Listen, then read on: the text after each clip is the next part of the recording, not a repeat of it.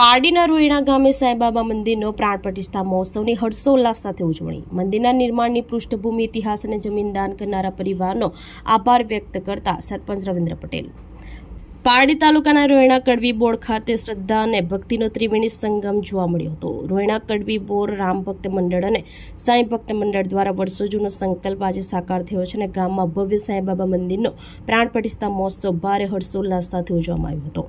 આ ધાર્મિક મહોત્સવની શરૂઆત આગલા દિવસે ભવ્ય શોભાયાત્રા સાથે થઈ હતી, જેમાં મોટી સંખ્યામાં ગ્રામજનો જોડાયા હતા। ઉત્સવના બીજા દિવસે વહેલી સવારથી શાસ્ત્રોક્ત વિધિ વિધાન સાથે પૂજા અર્ચના, યજ્ઞ અને મૂર્તિની પ્રાણ પ્રતિષ્ઠા કરવામાં આવી હતી। આ મહોત્સવમાં મહાપ્રસાદનું પણ આયોજન કરાયું હતું, જેમાં હજારો ભક્તોએ પ્રસાદ ગ્રહણ કર્યો હતો। આ પ્રસંગે ગામના સરપંચ રવિન્દ્ર પટેલ, ભરત પટેલ, જયંતિ પટેલ, અમિત પટેલ, મુકેશ પટેલ, ગુલાબભાઈ પટેલ, અંબુભાઈ પટેલ, નીતિન પટેલ, જિગ્નેશ પટેલ વગેરે ઉપસ્થિત રહ્યા હતા।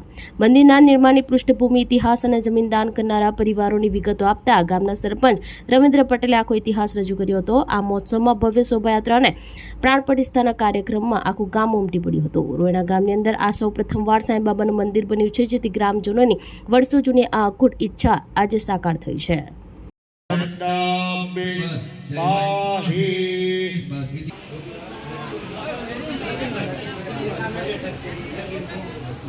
શાસ્ત્રમાં સાંભળજો, જ્ઞાનનું બહુ મહત્વ છે। ગણપતિ બાપા અહીંયા જગતવાલે વાસુદેવાય ઓમ નમો ભગવતે વાસુદેવાય।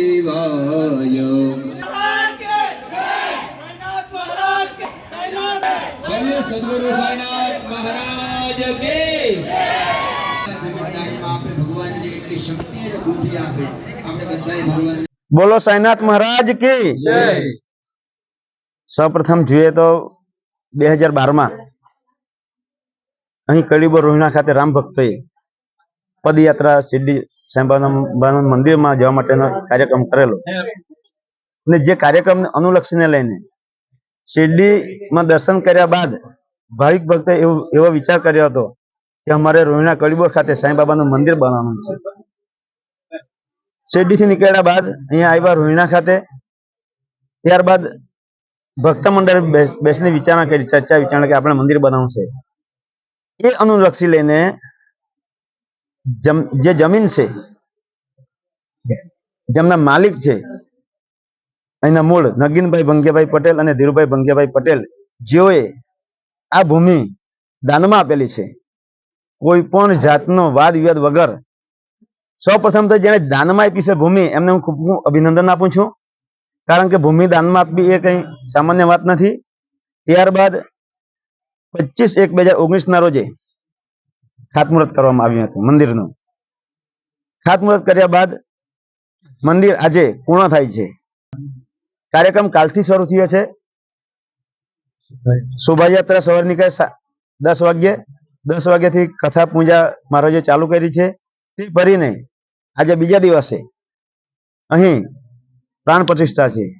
પ્રાણ પ્રતિષ્ઠાના કાર્યક્રમમાં અહીં ગામના લોકો, વડીલો, વિદ્યાર્થીગણ અને મહારાજ લોકોએ એમના આશીર્વચનો લઈ અને જે કાર્ય આગળ ધપાવી રહ્યા છે એ બદલ હું આભાર માનું છું। બીજું સાથે એટલું કહેવા માંગુ છું, રોહિણા ગામની અંદર સૌપ્રથમ પહેલી વખત સાંઈબાબાનું મંદિર બની રહ્યું છે, એટલે હું અહીંના રામ ભક્તોને ખૂબ ખૂબ અભિનંદન આપું છું કે રોહિણા ગામ લોકોની જે ઈચ્છા હતી, ભાવના હતી, તે અખૂટ આજે પૂર્ણ થાય છે। એટલું કઈ હું વિરમું છું। આ ભક્તિમય માહોલ વચ્ચે વર્ષોના સંઘર્ષ અને સેવા વિશે વાત કરતા ચંપકભાઈ જણાવ્યું હતું કે આ સંકલ્પ પાછળ 14 વર્ષ વીતી ગયા। જેમ અયોધ્યામાં રામ ભગવાને 14 વર્ષનો વનવાસ ભોગવ્યો હતો, તેમ અમારા સાંઈબાબાના મંદિરની પ્રાણ પ્રતિષ્ઠા માટે અહીંના સાંઈ ભક્તો અને રામ ભક્ત મંડળની ઘણા સમયથી ઈચ્છા હતી। શિરડી પદયાત્રાથી શરૂ થયેલી એક નાનકડી ઈચ્છા આજે 14 વર્ષના લાંબા સમયગાળાને ગ્રામજનોના અટૂટ સહકારથી એક ભવ્ય મંદિર સ્વરૂપે ફળીભૂત થઈ છે। રોહિણા ગામ હવે સાંઈ ભક્તના રંગે રંગાયું છે। फरियाद सबके बनाया कोई छोटा नहीं वायु सलोटा तस्मै साईनाथ नमो नमः आगच्छन् नमस्कुरु रुक्षाणां सप्तमेरे तस्मात् પ્રેમ છે ત્યાં પરમાત્મા પ્રગટ થાય. તો આજે બધા ભક્તોની ભક્તિ ચરમસીમાએ પૂર્ણતાએ પહોંચી એટલે સાંઈ બાબાએ પણ અહીંયા પ્રગટ થઈને બેસવા પડ્યું. બોલો સાંઈનાથ મહારાજ કી જય.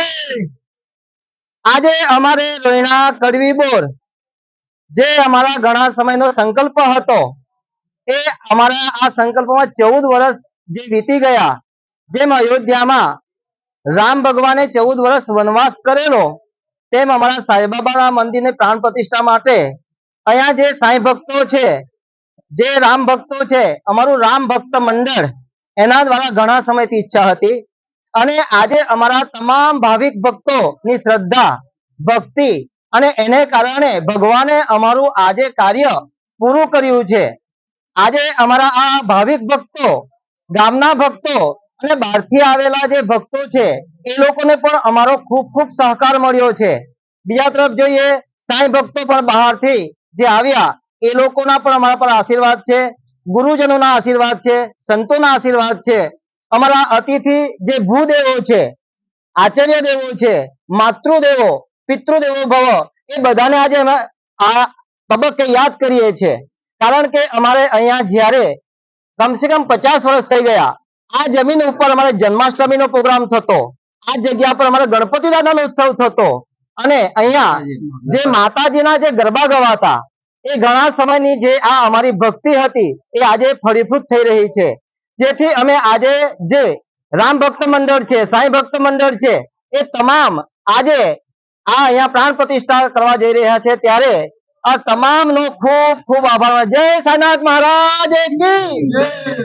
આપણી સંકલ્પ ન્યૂઝ ચેનલને સબસ્ક્રાઇબ અને લાઇક કરો, બેલ આઇકન દબાવો જેથી આવનાર ન્યૂઝ અપડેટ્સની નોટિફિકેશન આપના મોબાઈલ પર સૌથી પહેલા પહોંચે. Like, subscribe and share the video.